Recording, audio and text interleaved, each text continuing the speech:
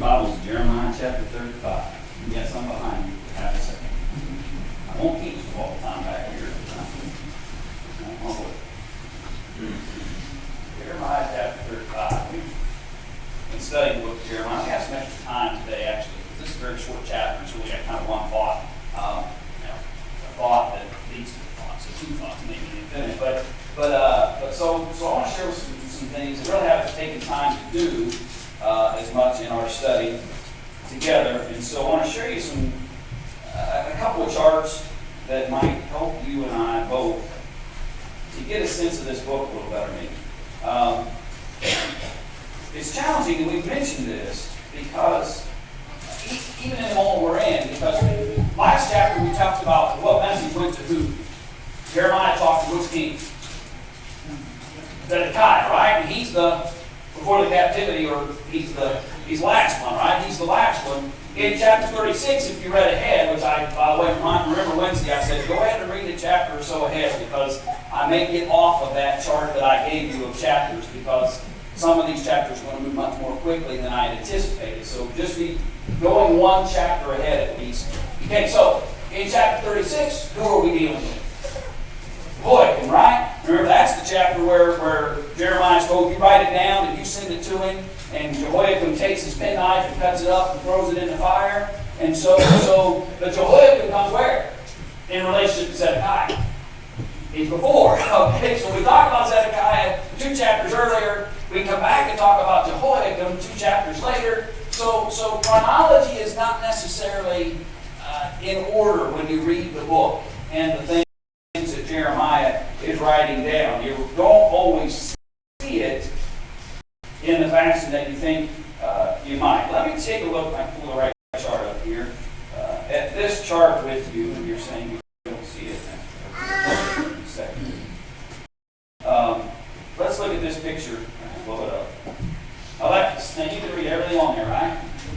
You can see it all. You can't see anything. But we'll try to enlarge it here. But you may not have it. Okay.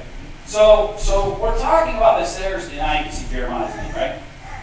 Everybody can see Jeremiah's name? He's right here. Okay? So, if you're looking at the kings, okay, which of those that you can see on the bottom of your screen in green, were any of those good kings? Josiah was, right? Josiah was the only good one in that mix. And in fact, because he was a good king, God kind of did what in terms of timing?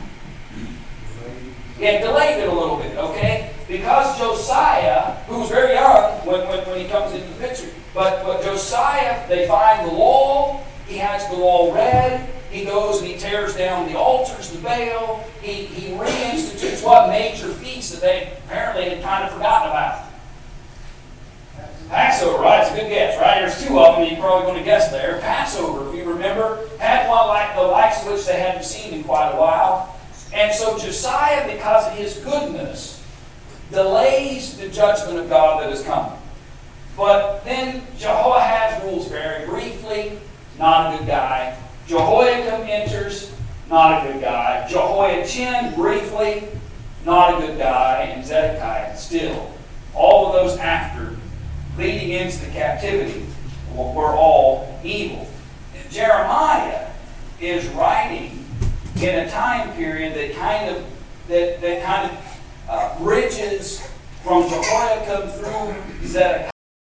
And you see him writing to different kings, issues and different things that have happened in relationship to that, cleared into the. You can see there are some contemporaries. If you notice the prophets that are have men like Zephaniah and Habakkuk who are writing in that time of Josiah when things are a little better. You have Jeremiah come in the picture. Joel writes towards the end of that into Jehoiakim. You move forward. If you recall, you have Ezekiel. Then in the times of the captivity, you have Obadiah, although he doesn't write, I don't believe, the truth that he writes. Isn't that so bad? I think it's Edom. I think he writes Edom. Isn't that what it was?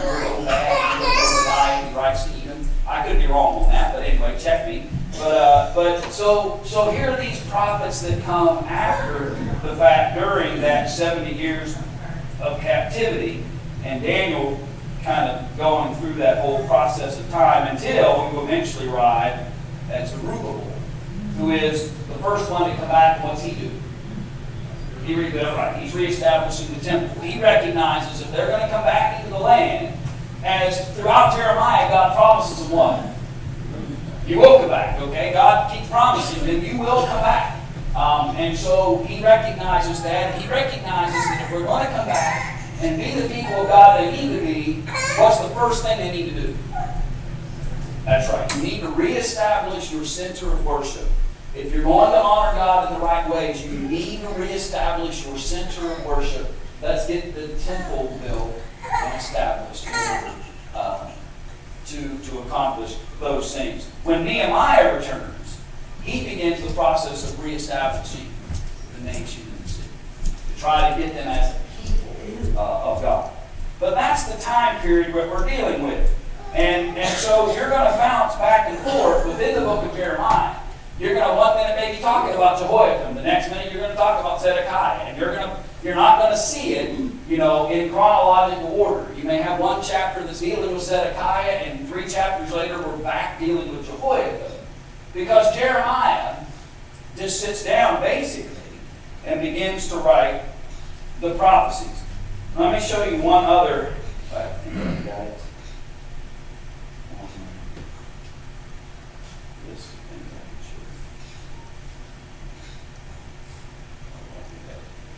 I updated to Windows 10. It's going to be funny things until I learn about it. So that you're not going to be able to see. Oh, I know about that. Talking to myself. Just be patient. It's great conversation. Let me show you this. That's right. Oh, don't start that. Sorry.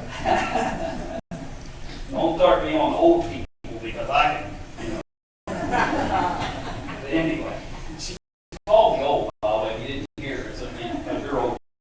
But you see, if you're that's kind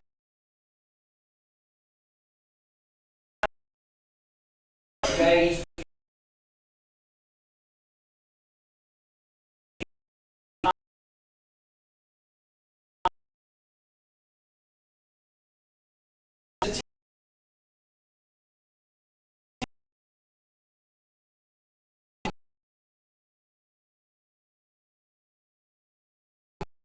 Biography and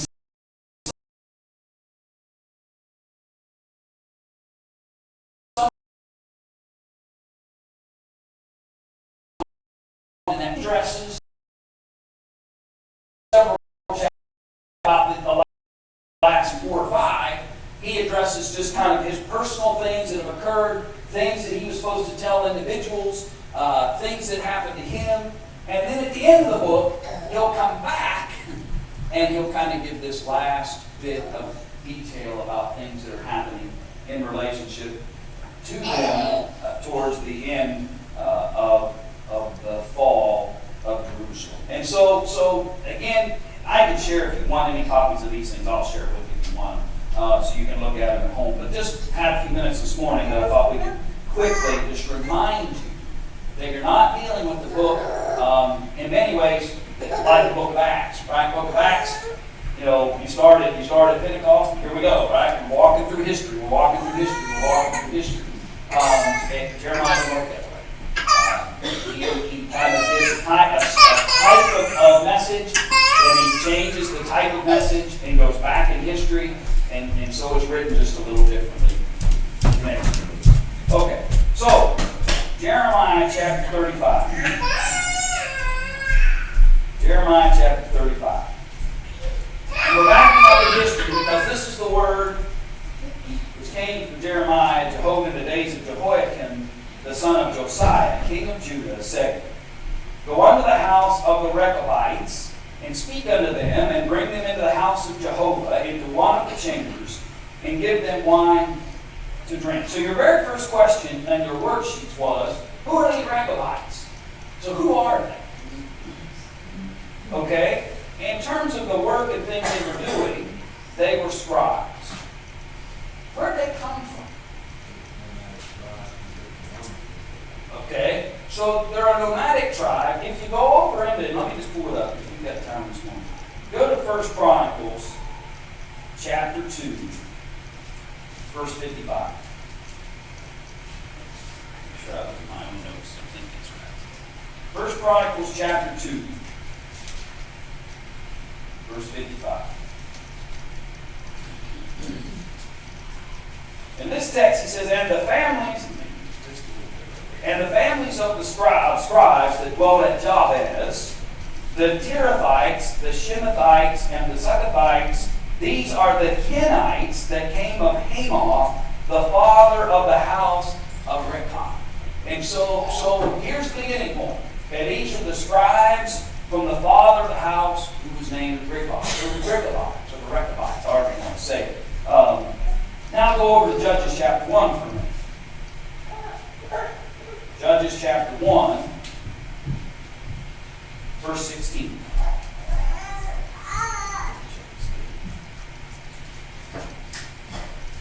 Judges chapter 1, verse 16. And the children of the Kenites, that's who we're dealing with, the Kenites, who were the descendants of Rechab, back there in 1 Chronicles 2, verse 55, the children of the Kenites, Moses' brother-in-law, went up out of the city of palm trees with the children of Judah into the wilderness of Judah, which is in the south of Arid, and they went and dwelt with the people. And so these are the descendants of Moses' brother-in-law, which means this brother-in-law was the son of whom? And don't tell me Moses' father-in-law either. That would be easy. His name was Jethro. That's right. His name was Jethro.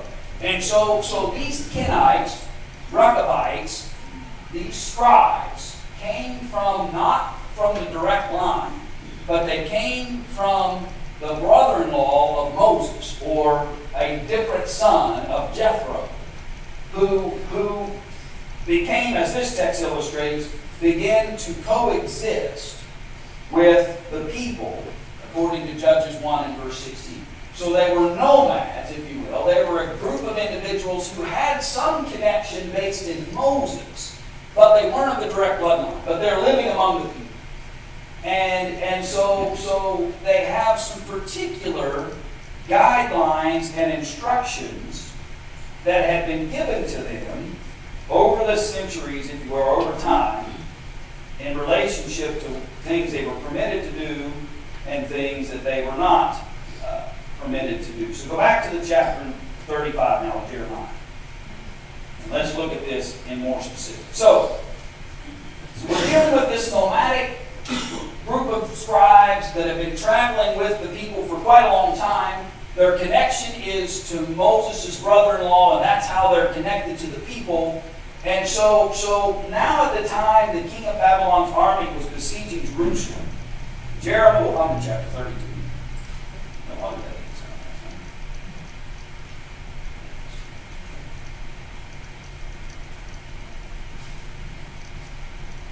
Now, so he goes into this house of the Rechabites and speaks to them. And he's supposed to give them wine to drink. So he takes Jezaniah, the son of Jeremiah, the son of Habaniah, all those guys. Okay, he takes all of them, the whole house. And I brought them into the house of Jehovah, into the chamber of the sons of Hanan, the son of Igdaliah, the man of God, which was by the chamber of the princes, which was above the chamber of the son of Shalem, the keeper of the threshold. Within the court, there's chamber after chamber after chamber after chamber, named generally after somebody in particular throughout the history. And so basically he finds a place that he can gather them together and fulfill the instructions that God had given them to place this wine before them. And so he does that in verse 5, right? He not only sets the wine, but what else does he put there? Okay, so he fills bowls full of wine and gives them cups, okay? In other words, he gives them all the tools you need, okay, to drink. And then he tells them, drink of this, or drink the wine. And so So far, go back to your worksheets real quick, he's doing exactly what he was told to do. Put the wine before them, give them cups to drink from, and then he says, drink. Okay, then he says, drink. How they respond to that? Okay. However you want to say it, but we won't. We're not going to do that. Now go back to the text. Let's see their reasoning why they don't want to do that. Verse 6. But they said, we will drink no wine. For Jonadab, the son of Rechab, our father, commanded us, saying, ye shall drink no wine, neither ye nor your sons, for how long?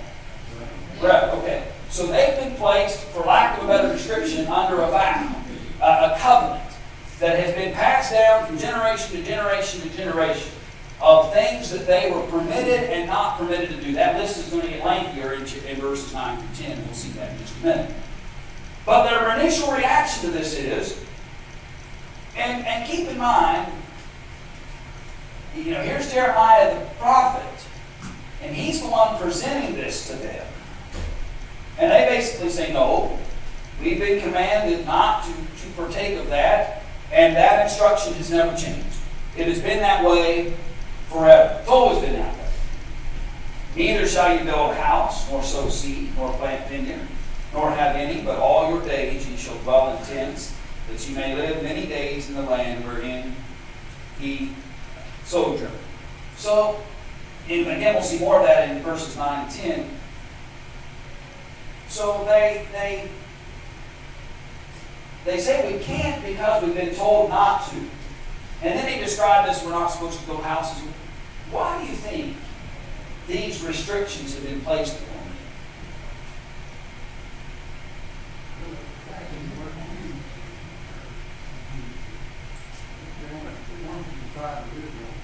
Okay.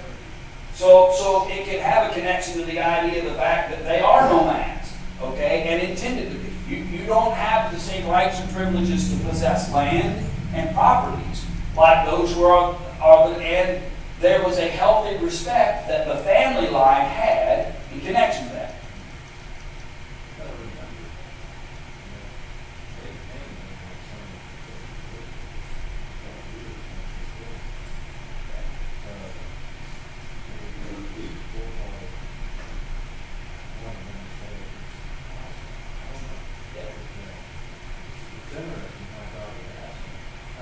And the reason this whole conversation comes up is really the point here in a moment.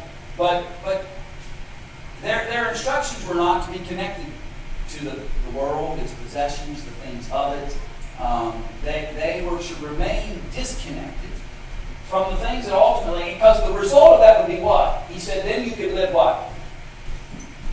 Live long, right? You live long, okay? You will survive when others do not. If you'll honor these instructions and guidelines concerning these things. Let's read on. So, don't build houses. Verse 7, don't sow seed. Don't plant vineyards. Don't own any. Dwell in tents, that you may live many days in the land wherein you serve you. And they say to him, we have obeyed the voice of Jonadab, the son of Rechab, our father, in all that he charged us, to drink no wine all our days, we, our wives, our sons, or our daughters. What I appreciate about them here is this sense of conviction they have in relationship to this. When you're weakened, temptation is harder to overcome, right? And so the nation's crumbling, okay? We're not quite to the end yet. We're back in whose days?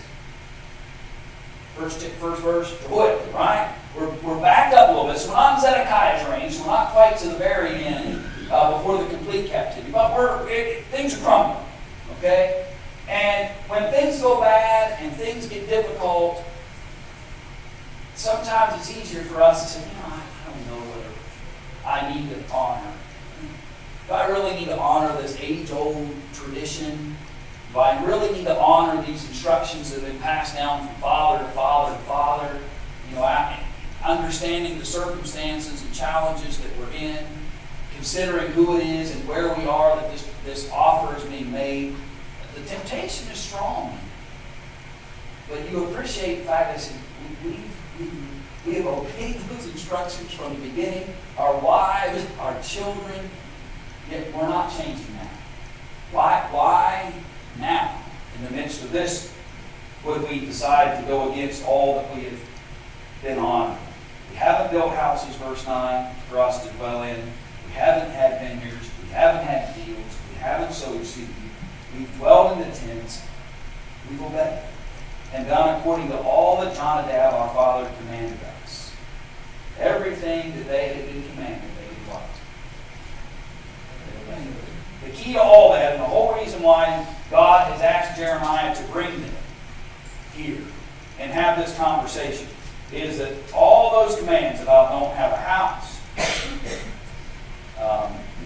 so don't have a house, don't have a vineyard, okay, don't sow seed, all these things that he talks about in this text, they said, we have obeyed our father. And their father was who again? Let me get it. And I guess I should ask this. Their father was a man. Okay? Yeah. They were willing to obey the instructions of their physical father, who was just a man. Okay? And then just decided to quit, so I thought, you don't know, right? Yeah. And so that's the picture. So keep that in your mind. They have obeyed all these years. No wine, no field, no planting, no houses, none of those things. They have obeyed their physical father all these generations. And then here comes the message for Judah. But it came to pass when Nebuchadnezzar, king of Babylon, came up into the land that we said, come and let us go to Jerusalem for fear of the army of the Chaldeans and for fear of the army of the Syrians. So we dwell at Jerusalem. So we fled here to Jerusalem. But we have honored the commands all along the way. Now Jehovah continues to speak to Jeremiah, verse 13. Jehovah of hosts, the God of Israel, says to Jeremiah, go and say to the men of Judah and the inhabitants of Jerusalem, will ye not receive instruction to hearken to my words, saith Jehovah? The words of Jonadab, the son of Rechab, that he commanded his sons not to drink wine, are performed, and unto this day they drink them. For they obey their father's commandment. But I have spoken unto you, rising up early and speaking, and ye have not hearkened unto me. Okay, so he says, here's a group of individuals. He sets them out as a illustration. Okay, just like we might show a picture of something on the screen, they don't have that. So what do? They have real life situations. And so Jeremiah is told to bring this group of individuals into the chamber. And so they're present before the leaders and people of import in Jerusalem. And then Jeremiah, after he sets them and he gives this temptation, if you will, and knowing they're going to reject that. And so they say, we've honored the commands of our physical father all these years. And then he comes to Judah and he says, look at that. They were willing to abide by instructions of their physical father to the letter. No house, no vineyard, all those things. God the Father, Jehovah the Father, has been giving Judah instruction after instruction after instruction. What have they done? They rejected. He shows this kind of why. Here's a group that is willing to follow their physical father's instructions to the T, but you all have rejected my will and my purposes all this time. What's wrong with this picture? Why is one group willing to listen to their physical father more than the nation is willing to listen to God the Father? Here's a group of folks who are nomads. They don't even belong to the lineage. They're not even part of the heritage of Judah. And yet they received some instructions that they were willing to honor just because it was passed down from father to father to father. God says, I've been teaching you and instructing you all along, and you've turned your back to it. You've rejected it.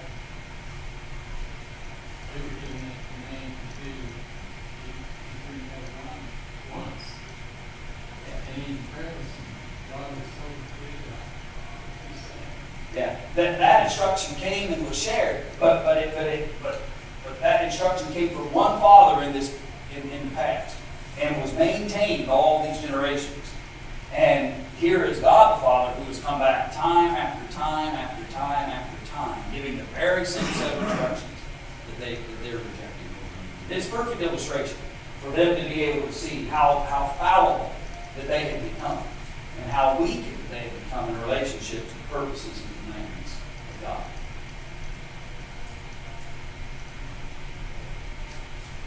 Verse 15.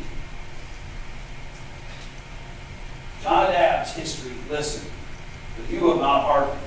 I have sent also unto you all my servants the prophets, rising up early and sending them, saying, Return ye now every man from his evil way, and amend your doings, and go not after other gods to serve them.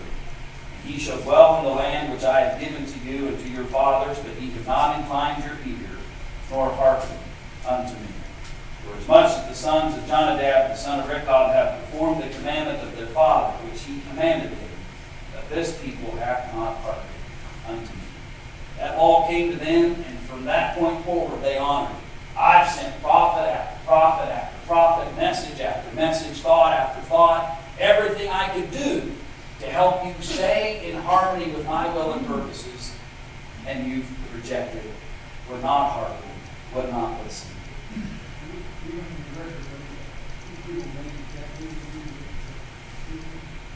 I don't know if obviously they're going to be affected by the very things that are happening. If they're coming to Jerusalem, Jerusalem's going to be destroyed, people are going to be scattered. So obviously they're going to go somewhere. They're going to have to go somewhere.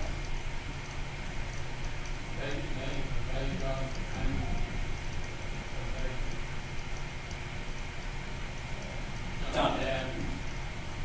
Hundreds of years, generations.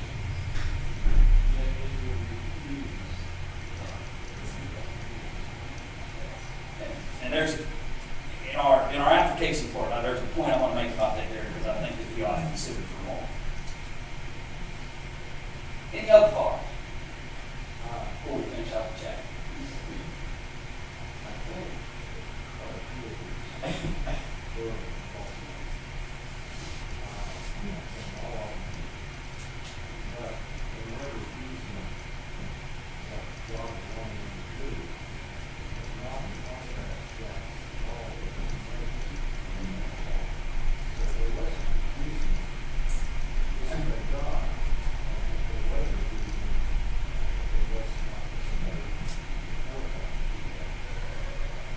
Well, I don't even know in the way I read the chapter.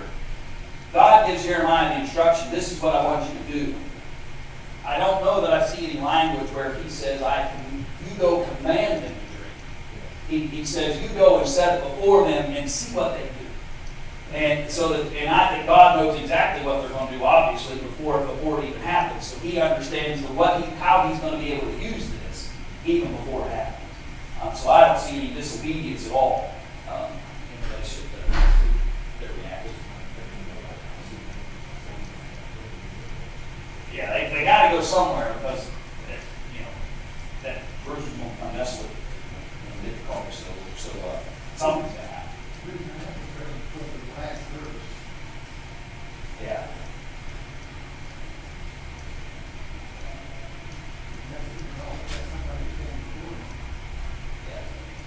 So that lineage that would continue. Yeah. That would continue. So because they've rejected God, what's going to happen? Verse 17. Yeah, the judgment's coming. Things we've been talking about over and over and over again in the book. They're coming. You haven't listened, judgment's coming in relationship to you. Jeremiah said unto the house of the Rechabites, Thus saith Jehovah of hosts, the God of Israel, because you have obeyed the commandment of Jonadab your father, and kept all his precepts, and done according unto all that he commanded you. Therefore thus saith Jehovah of hosts, the God of Israel, Jonadab the son of Rechab shall not want a man to stand before me forever. So it seems as though what he's saying is, I'm going to preserve your lineage because of your faithfulness to your father. And it's interesting. I don't know. We can't know for sure. Obviously, you can't help but imagine that they're around the Jews a long enough period of time as they've been, that some of them have not proselyted into the nation. But it seems as though, in some senses, and remember, this is what's hard, and who are the only ones subject to the Mosaic law? Just read right, the Israelites, okay? The Mosaic law came to the Israelites, okay? Those other nations were still bound to what? The original laws of patriarchs that were passed down through whom? Well, through the fathers, right? The law of the patriarchs passed down through the fathers. Who were they listening to? The law of whom? Their father. The Rechabites were listening to the law of their father, Jonadab. And so what God is honoring here is the fact that they were still respected. Remember, we come to Cornelius in Acts chapter 10, and he's a what? By nation, he's a Gentile, right? He's a Gentile, a Roman centurion. So as he is spoken of as having done alms and prayed to God, those things that don't happen under the Mosaic system for him. They happen because he's still honoring what had been passed down from generation to generation. There were still, think about what Jim just mentioned. Verse 19, they shall not want a man to stand before me forever. That there were people that were going to continue to share what their fathers had shared over and over and over again. Until the time of Jesus, that is when one nation under one blood occurs. Right?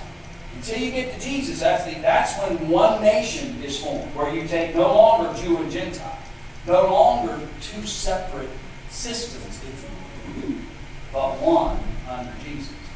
Now, most nations rejected God entirely. They weren't passing down the law of patriarchs. They become very evil and wicked. But the point being, there are still those who have been entrusted with the traditions and laws and commands that had come down from father to father to father. These folks are an example. And as they fulfilled the instructions of those fathers, God respects and honors them. Because lest they be proselytes, and there's no indication specifically of that here, they're not under Mosaic law.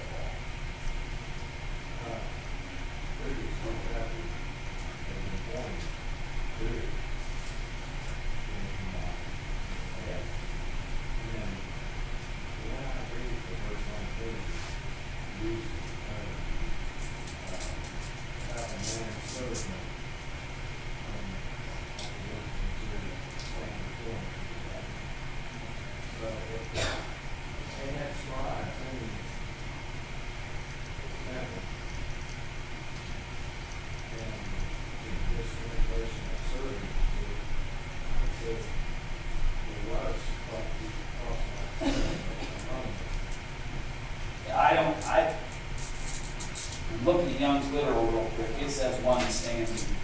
Let me look at one other real quick. Some of the modern translation can show it. Yeah, so I don't know. That's the only translation I'm seeing right now that shows this sort of. But I can see it, that language in relation to standing before him. So there may be some of that.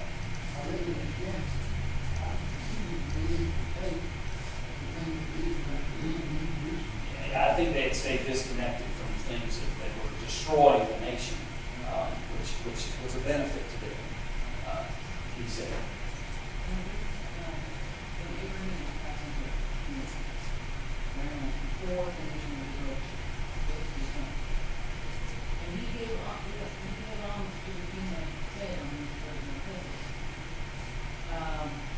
That also is brought up in the day that talks about people that are on the order of Melchizedek. So God knew these people, like you said, in the patriarchal, and gave them notice.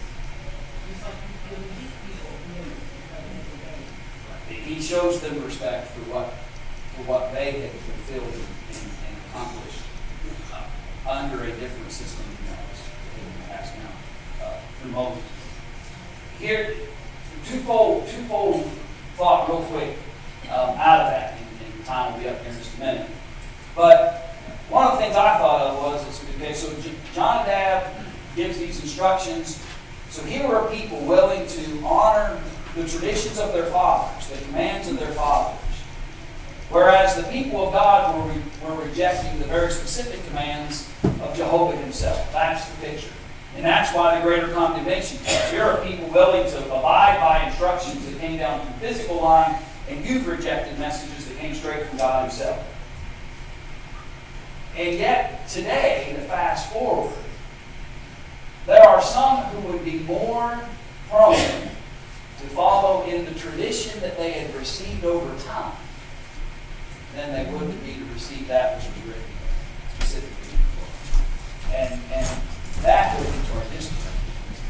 To honor tradition over what God has said. Now, the Rechabites weren't doing that. I'm not implying they were. But in modern times, that often happens, where people are more dedicated to a traditional line of thinking than they are to what God has actually said about something. And so we have to take caution in that. That Jehovah is element. All right, Lord willing, we'll come back Wednesday. We'll jump into chapter 36. When? Well, when you look at Judges 1, That was the American Standard. the reason I ask that is because King James refers to in 16 as father-in-law, and your translation said brother-in-law. Either way, I think that the purpose. Let me just look real quick at Marty. Yeah. Young's literal says father-in-law. Either way, it's that family. Whether it's his father-in-law, Jethro himself, or one of Jethro's sons, it's still the same family. And so they're just trying to describe that family. So you can back it up to Jethro, or you can stop one short and back it up to one of his other sons. But it's still the same family. Mm-hmm.